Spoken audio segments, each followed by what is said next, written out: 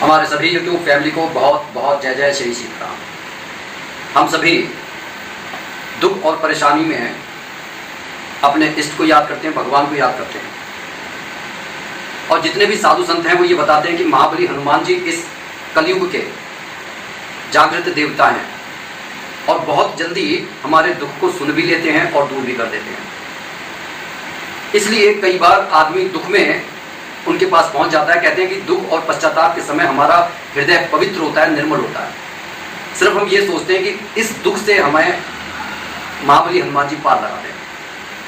लेकिन उसके बाद क्या?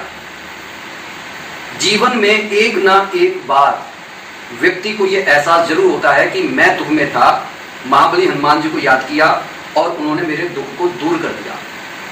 और उसे ऐसा लगता है जैसे किसी डॉक्टर ने कोई प्रिस्क्रिप्शन लिख कर दिया हो, कभी किसी के दांत में दर्द हो, किसी के कोई वॉमिटिंग आती हो या मतलब कोई परेशानी हो कि सर में दर्द हो, तो वो आदमी ये समझता है कि अब डॉक्टर के पास जाने की ज़रूरत नहीं है।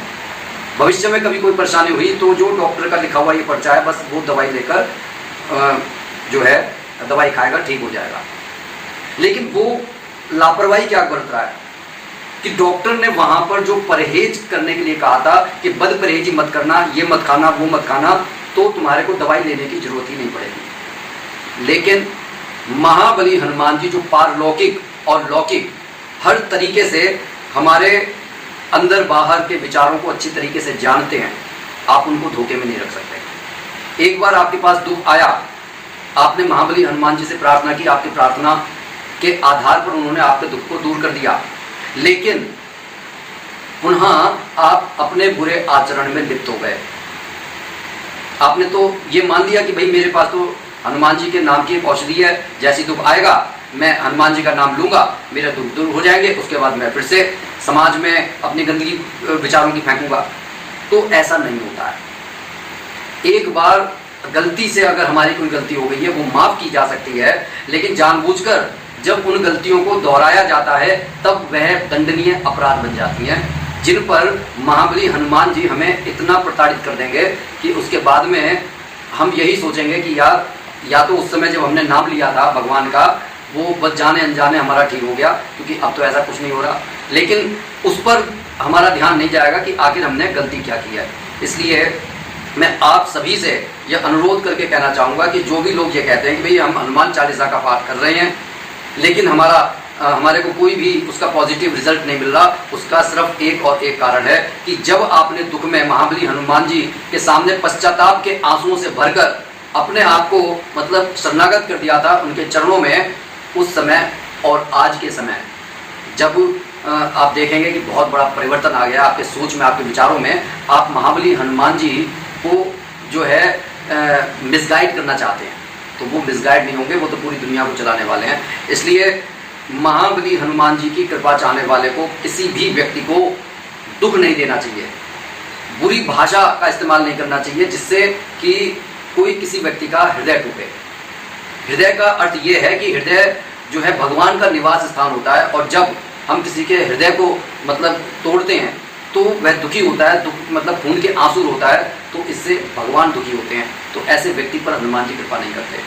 आपने लालच में किसी की कोई चीज़ छीन ली है या आप किसी को बुरी नज़र से देख रहे हैं तो आप तो ये समझ रहे हैं कि भाई सिर्फ आपको मालूम है कि आप बुरी नज़र से देख रहे हैं, समाज को तो मालूम नहीं है।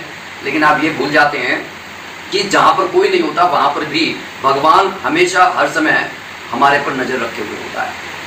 तो तामसिक चीज़ों की तरफ जो आकर्षित होता है, ब्रह्मचर्य का पालन नहीं करता, दूसरों को दुख देता है, लालच से भरा रहता है, कहने का ये अर्थ है कि हर वक्त जो है नेगेटिव एनर्जी से घिरा हुआ व्यक्ति, जो ये देखिए ऐसा नहीं है कि इस समाज में जब हम रह रहे हैं तो नेगेटिव और पॉजिटिव हर तरीके के विचार आएंगे, लेकिन ईश्वर ये देखता है कि हम अपने जो मन, जो हमारे शरीर का जो ये मन रूपी घर है, हम इसे बुहारने की कितनी कोशिश करते हैं, इसे साफ रखने का कितना कोशिश करते हैं। उसी हिसाब से हमारे को अपनी अपेक्षाओं के अनुरूप फल मिलता है।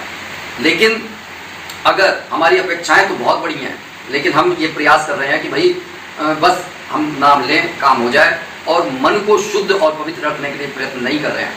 अच्छा, सबसे बड़ी गलती हम क्या करते हैं कि जैसे कि महाबली हनुमान जी का नाम लेना है या राम जी के नाम की माला करनी होती है, तो इसमें पवित्रता का बहुत जो है हाथ रहता है। जैसे आपने नहा धोकर महाबली हनुमान जी की पूजा की, प्रभु श्री राम का नाम लिया, उसके बाद में ज्योत आपकी प्रज्वलित है, लेकिन अब जब आप उठ गए, आपको दोपहरी में सोच लगी या शाम को सोच लगी, आप वहाँ पर गए या लघु शंका का समाधान किया, उसके बाद में आपने नाइट में या शाम को मतलब इसी तरीके से आप हनुमान जी की पूजा करने लगे, तो हमें ये ध्यान रखना चाहिए इस तरीके की पूजा खंडित हो जाती है, वह लगती नहीं है। जब भी आप पुनः सोच के लिए जाएं, दोबारा से पवित्र होकर साफ और स्वच्छ वस्त्र पहनकर ही माला का जाप करें। और इन बातों में ना पड़ें कि माला, भाई जब हम भगवान को चाहते हैं तो माला गिनने का कोई अर्थ नहीं होता। आप जब देखेंगे माला जब फैलाई जाती है तो आपके आज्ञा चक्र पर इसका बहुत फर्क पड़ता है। हमेशा कोशिश कीजिए जब भी आप जप और माला कर रहे हैं, आपके आधी आंखें खुली हुई हों, ध्यान या तो आपके भौं पर हो या फिर आपके इस नासिका पर हो। इस तरीके से आप माला करेंगे, एक तो आपको उबासी नहीं आएगी, नींद नहीं आएगी। हाँ, थोड़ा सा आपको कई बार जब आप अधखुली आंखें रखते हैं तो थोड़ा सा दर्द हो सकता है, तो थोड़े दोबारा से अपनी आंखों को खोल लीजिए। लेकिन आप ये पाएंगे कि आपका मन लग रहा है और आप महसूस करेंगे कि कोई शक्ति कवच बनकर आपके पास में खड़ी हुई है। तो ये कहना छोड़ दीजिए कि भाई हमारी हनुमान चालीसा सिद्ध नहीं हो रही। जो हमारे अंदर गलतियां हैं उनको सुधारिए, उनको सुधारने के बाद में साक्षात हनुमान जी की कृपा आपको मिलेगी। और हो सकता है कि इतनी कृपा मिल जाए कि हनुमान जी अपने दूत या वीर आपके पास छोड़ दें, आप दूसरे के भविष्य को बता सकें, आप जन कल्याण कर सकें कि किसको क्या दुख है, आप अपने घर परिवार के दुख को दूर कर सकें। लेकिन आएगा तभी जब आप शुद्धता, पवित्रता, विश्वास, आस्था के साथ स्वयं को महाबली हनुमान जी को समर्पित करते हैं। इसी के साथ मैं अपनी वाणी को विराम दे रहा हूँ। जो भी हमारे भाई बंधु इस चैनल पर नए हैं, कृपया सब्सक्राइब कर लें, लाइक, शेयर और कमेंट करना ना भूलें। बोलिए जय जय श्री सीताराम।